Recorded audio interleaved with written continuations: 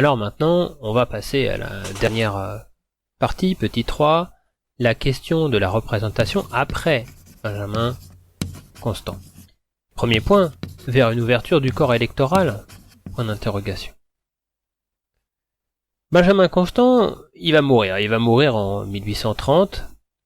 1830, c'est l'année de la révolution contre Charles X. En fait, on les appelle cette révolution contre Charles X les Trois Glorieuses. Par quoi elles ont lieu principalement pendant 3 jours, les 27, 28 et 29 juillet de l'année 1830, qui conduisent à l'avènement d'un nouveau roi, et ce nouveau roi, c'est Louis-Philippe. Et Louis-Philippe, avec Louis-Philippe en place, c'est la révision de la charte de 1814 qui va donner lieu à un nouveau type de monarchie parlementaire qu'on va appeler la monarchie de Juillet. Pourquoi ? Parce qu'elle est en lien avec ces Trois Glorieuses qui ont eu lieu en juillet. Dans cette nouvelle structure politique, qui est toujours monarchique, le roi il partage le pouvoir législatif avec les champs. Mais il y a toujours un mais. Le mais ici, c'est le refus d'un élargissement du corps électoral. Et ce refus de l'élargissement du corps électoral, c'est-à-dire ce refus de diminuer la valeur du sens, voire de le supprimer, elle va entraîner la chute du régime quelques années plus tard, en 1848. 1848, ça va être la naissance de la Seconde République. Une Seconde République qui va être marquée par un principe, celui de la souveraineté populaire, la volonté cette fois d'ouvrir le corps électoral à tous, sans le cens. C-E-N-S. En fait, derrière cette nouvelle, la constitution de la Deuxième République, l'idée qu'il y a dans cette souveraineté politique, c'est celle que le pouvoir suprême, il appartient à tous les citoyens, et non pas à une partie d'entre eux. Bon, notons quand même au passage, c'est important, que les femmes, elles restent exclues du processus électoral. Il va y avoir des élections démocratiques qui vont donner le pouvoir à un groupe de parlementaires ralliés derrière Louis-Napoléon Bonaparte, qu'on va appeler le Parti de l'Ordre. La composition de cette Assemblée nationale, vous l'avez dans la diapositive 10, que vous pouvez voir dans le cahier de texte. Et donc on le voit, l'écrasante majorité, les 450 députés élus en 1849, sont du Parti de l'Ordre. Alors que les républicains modérés ne sont que 75, et la montagne et les démocrates sociaux, les plus à gauche, eux ne sont que 180. Donc il y a une écrasante majorité, la majorité absolue pour le Parti de l'Ordre, derrière le Napoléon Bonaparte. Derrière le Parti de l'Ordre, on a un amalgame de plusieurs courants, de plusieurs tendances, qui regroupent à la fois des monarchistes, des conservateurs, disons, pour aller un petit peu vite.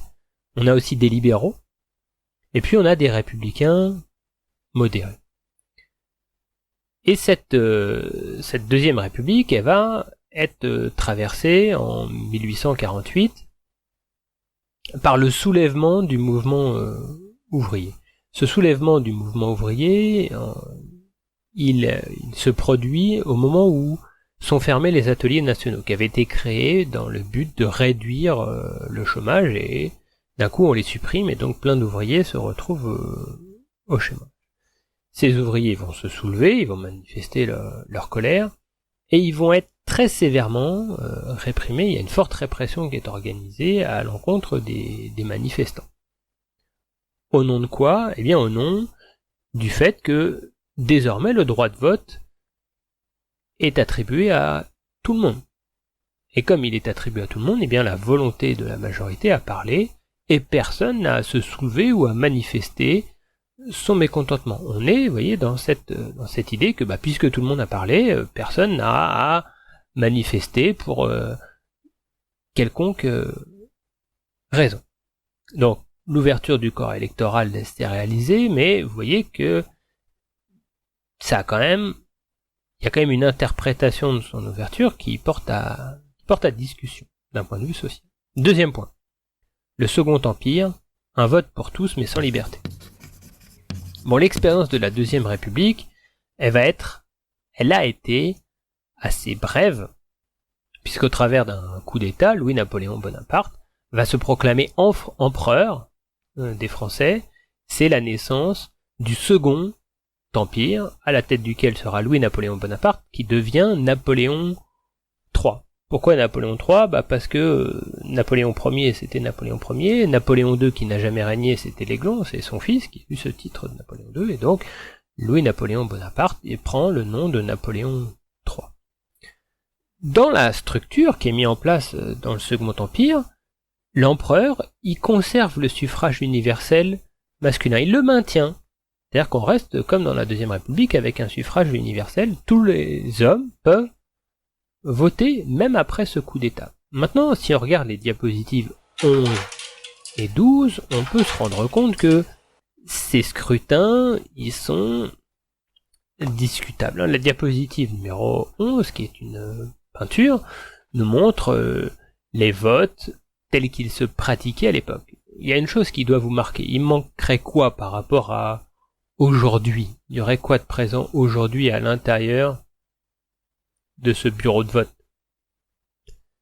Ah oui, vous avez remarqué cette absence, non? Vous l'avez pas remarqué? Il manque l'isoloir. Il n'y a pas d'isoloir à l'époque, hein. On vote comme ça à la vue et au-dessus de tous. Alors le vote est individuel, mais vous voyez qu'il est quand même visible. Ensuite, on remarque qu'il y a des gens qui sont en train de discuter à l'intérieur de la pièce, et puis on remarque les garants du régime qui sont ici pour surveiller ce que vont voter les gens. Donc la liberté du vote, elle n'est pas totale, du moins pas dans les critères qu'on mobilise aujourd'hui. Si on regarde la diapositive suivante, eh bien on a ici une image caricaturale qui nous montre que les gens sont parfois un petit peu dépassés par enfin du moins c'est ce que suggère le dessinateur, hein. Il met en scène lui son point de vue, et son point de vue c'est qu'il y a une grande partie des gens qui votent qui comprennent pas vraiment pourquoi ils votent. Ici on a deux personnes qui demandent au maire, un maire nommé directement par l'empereur: Monsieur le maire, qu'est-ce donc c'est un biblicite? C'est un mot latin qui veut dire oui. En fait ça renvoie non pas au biblicite mais au plébiscite, comme dans l'époque du consulat, hein.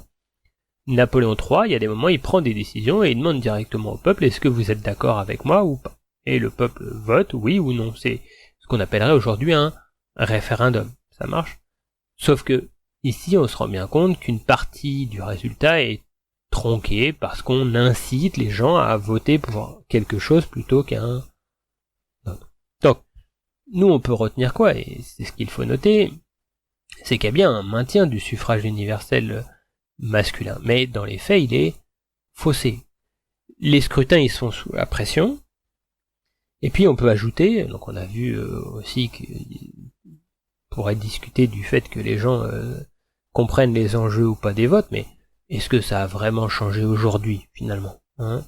L'élection de Donald Trump a donné lieu pour de nombreux commentateurs politiques à conclure un petit peu rapidement que une grande partie des États-Unis étaient stupides parce qu'ils votaient par Donald Trump. Bon, il n'y a pas que des gens complètement idiots qui votent pour Donald Trump. C'est un raccourci un petit peu populiste dans l'autre sens, ou élitiste, qui sous-entendrait que les imbéciles ne savent pas voter, hein, ce qui est hautement discutable.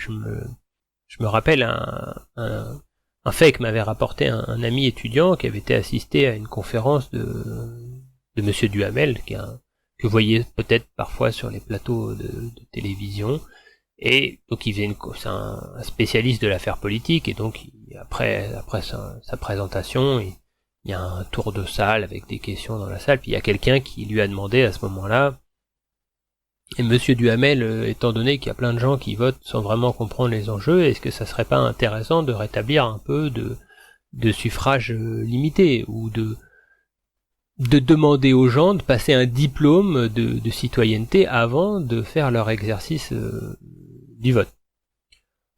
Réponse à laquelle Monsieur Duhamel a dit: si ce genre de test conduit des gens qui pensent comme vous à être considérés comme exclus du corps électoral, je serais d'accord. C'était une façon de dire pour Duhamel que non, je ne suis pas prêt, moi, à remettre en cause l'existence du scrutin universel, sauf pour les gens qui pensent que certains seraient plus intelligents que bon, voilà, c'est la petite parenthèse au milieu de ce cours, parce que c'est une question qu'on se pose. Est-ce qu'il faut un diplôme ou pas pour passer, pour avoir le droit de vote?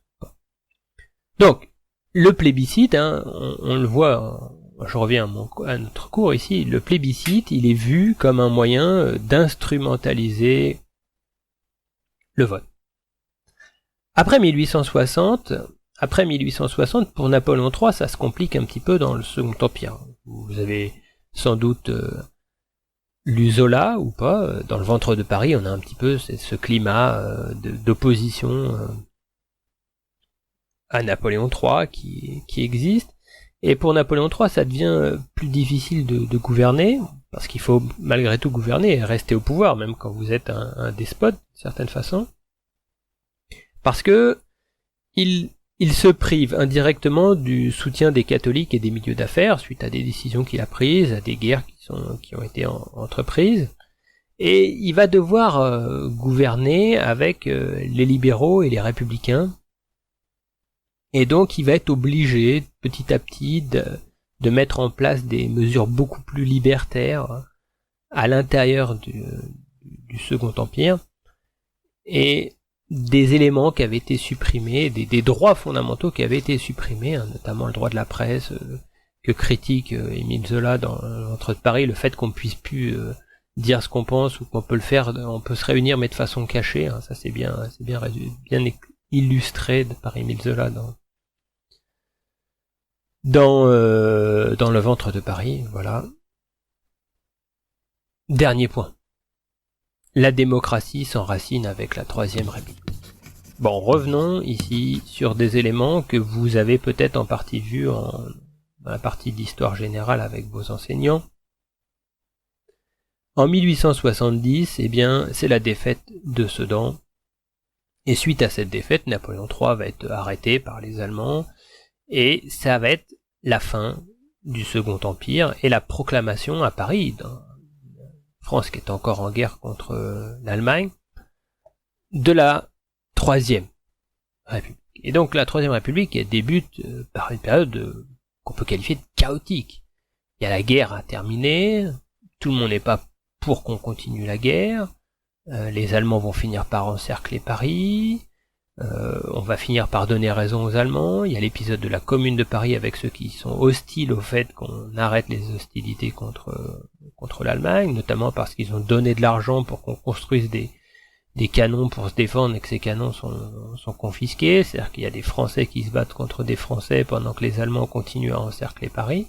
Donc c'est une période chaotique, et qui plus est, les premières personnes qui vont être élues à la tête de cette République qui n'a pas encore de système constitutionnel de voter et de concrètement organiser, les personnes qui sont en tête des premières élections, eh bien, sont partisans davantage d'une restauration monarchique qu'autre chose. Ils ont même leur candidat. Alors, il y a plusieurs candidats, il y a le duc de Chambord, il y a le comte de Paris ou d'Orléans, je sais plus exactement là. Je voudrais pas faire une bêtise. Enfin, je crois qu'il est duc de Paris, mais il est de la famille des Orléans. Enfin bref. Là, je m'arrête là parce que je patine et puis je risque de compliquer les choses plutôt que de vous les éclairer. Sauf que le duc de Chambord, il est intransigeant, il veut à tout prix que le drapeau de la France, ça soit le drapeau blanc et pas le drapeau bleu blanc rouge, et donc bref, finalement on croit qu'il va y aller mais il y va pas, et finalement il n'y a pas de restauration. La République va finir par s'imposer, à s'affirmer à l'Assemblée. Petit à petit, les républicains ils vont progresser de scrutin en scrutin jusqu'à devenir majoritaires à la représentation nationale, une représentation nationale dans laquelle on est encore ici dans le suffrage universel masculin. Tous les hommes peuvent voter. Qui reste exclu, évidemment, les femmes. Une fois en place, ces républicains ils vont installer des lois démocratiques, mais aussi des lois libertaires. C'est-à-dire qu'il va y avoir la création de la loi de la presse en 1881, il va y avoir les droits syndicaux qui vont être appliqués, le droit d'association, une loi d'association en 1901, donc il y a des éléments importants. Bon, mais je vous l'ai dit, et c'est la diapositive 13 qui l'illustre, reste exclu de ce processus les femmes qui n'ont pas le droit de vote et qui vont s'organiser. Elles vont devenir des suffragettes et elles vont manifester pour le droit de vote. Ici, sur la diapositive, vous avez une femme qui est arrêtée parce qu'elle manifeste pour l'obtention du droit de vote. C'est une photo qui a été prise en 1936, à l'époque où se met en place le Front Populaire, et même à l'époque du Front Populaire, on va pas encore accorder le droit de vote aux femmes. Il y aura bien des femmes au gouvernement, il y en aura 2, mais c'est pas pour autant qu'elles vont avoir le droit de vote. C'est une situation assez ubuesque. Il faudra attendre 1944, le général de Gaulle, entre guillemets, la libération de la femme et la reconnaissance du combat qu'ont livré les femmes pour la libération de la France dans la résistance, notamment pensons à Lucie Aubrac, pour que les femmes se voient attribuer enfin à égalité avec les hommes la capacité de voter pour choisir leurs représentants. Et d'un coup, la représentativité, elle change considérablement avec la reconnaissance des femmes. Aujourd'hui, nos jours, là, on fait un grand bond dans le temps, mais on prend aussi de plus en plus en compte les aspirations des enfants qui ont, dans de nombreuses municipalités, un conseil municipal des jeunes. Donc on initie les jeunes à la politique et c'est aussi une façon de les laisser s'exprimer. Puis il y a des pays, notamment les pays scandinaves, dans lesquels ça va encore un petit peu plus loin sur la place politique qu'on accorde aux enfants dans le monde des adultes. Donc, jusqu'en 44, les femmes elles restent exclues du droit de vote. Et après 44, ça va même continuer pour ceux qu'on appelle les indigènes, entre guillemets. Pourquoi les indigènes? Parce qu'ils n'ont pas le même droit que les citoyens français à l'intérieur des colonies. Ils relèvent du code de l'indigénat, un code de l'indigénat qui a été créé sous la Troisième République, justement, d'abord en Algérie puis généralisé à l'ensemble du territoire, qui reprend en partie, mais pas totalement, le code noir qui était en place déjà à l'époque des rois absolutistes dans les premières colonies. Et donc, il y a cette idée qu'on généralise le corps électoral, mais avec quelle universalité, finalement, même aujourd'hui, après tout. Pourquoi le seuil est placé à 18 ans et pas à 16 ans? Et pourquoi à 21 ans et pas à 18 pour accéder à certaines fonctions politiques? La question peut être posée. D'ailleurs, mon père, quand il était jeune, n'a eu sa majorité qu'à 21 ans, et il ne pouvait pas voter avant 21 ans. C'est Valéry Giscard d'Estaing qui, une fois président de la République, va changer la donne et placer l'âge de la majorité à 18 ans. Et plein de gens à l'époque trouvent que non, à 18 ans, on est trop jeune pour voter. Donc vous voyez que cette question de la représentativité, c'est quand même une question centrale en politique, qu'on pourrait adosser à d'autres questions. Bon là, je rajoute des éléments aux éléments, mais je vous invite à réfléchir à cette question. Est-ce que finalement nos hommes politiques sont là pour nous représenter, ou est-ce qu'on vote pour des gens qui après ont le droit d'oublier qu'ils sont là pour nous représenter parce qu'on a voté pour une individualité, quelqu'un qui a une personnalité, et qu'on lui accorde du crédit ensuite, ou est-ce qu'il doit constamment nous demander notre avis à chaque fois qu'il doit voter? Et dans ce cas-là, pourquoi on est sur une démocratie qui n'est pas direct plutôt qu'indirect? Vous voyez que cette question de la représentativité, elle est loin d'avoir été totalement soldée, et si on le rapproche de la période très récente, on peut introduire dans l'équation la question des gilets jaunes. Pourquoi? Parce qu'une partie des gilets jaunes demande que soient inscrits dans la Constitution les fameux RIC, les référendums d'initiative citoyenne. Sous-entendu, le citoyen, de façon directe, pourrait, à partir du moment où il y a un certain nombre de citoyens qui ont signé un papier, être eux aussi à l'origine de l'existence d'une loi. D'ailleurs, c'est un processus qui existe en partie en Suisse. Bon.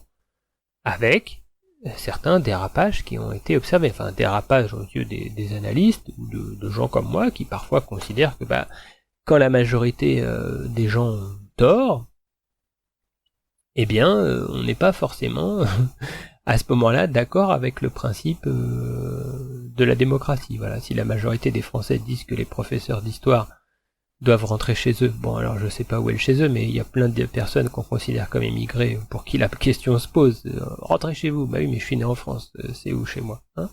Bon si on interdit aux professeurs d'histoire d'enseigner, ou on les oblige à enseigner ceci plutôt que cela, plutôt qu'à à vous faire comprendre qu'il y a des débats qui se posent à droite à gauche, je suis pas forcément d'accord, et même si la majorité a raison. C'est un peu comme quand vos deux parents sont d'accord sur une chose et que vous n'êtes pas d'accord. Et bien en général, à ce moment-là, vous trouvez que la majorité, c'est pas forcément elle qui a raison, et vous aimeriez bien qu'on prenne en compte votre point de vue. Eh bien, changez l'échelle, changez le nombre de gens, et c'est ce qui existe parfois à l'échelle d'une représentativité politique et d'un corps de citoyens à l'intérieur d'un État. Voilà, j'ai pas de réponse à la question, mais c'est une question qu'il faut se poser et que vous devez vous poser en tant que futur citoyen, et pas voter forcément de façon aveugle, mais comprendre qu'il y a des enjeux. Est-ce que finalement la représentativité, le fait de pas voter, c'est d'accepter que les autres nous représentent, ou est-ce qu'il faut, comme le proposaient Platon et Aristote, directement s'engager soi-même. Il y a des questions philosophiques et de représentativité derrière tout ça. Voilà, j'arrête là, j'ai beaucoup parlé, je blablate. On se retrouve la prochaine fois pour parler d'un autre philosophe, d'une certaine façon, d'un autre intellectuel, et après Benjamin Constant, nous parlerons de quelqu'un qui est un petit peu plus connu. Maintenant, vous en connaissez plus que 95% de la population française sur Benjamin Constant, mais nous parlons d'un quelqu'un qui est beaucoup plus connu, Alexis de Tocqueville. Voilà, d'ici là, votre conseil de classe aura eu lieu, ou aura lieu le jour même. Il vous reste quelques jours, pour ceux qui ne l'ont pas encore fait, pour m'envoyer vos derniers cours en ligne à l'adresse créée sur laposte.net à cet effet. Voilà, merci beaucoup, au revoir.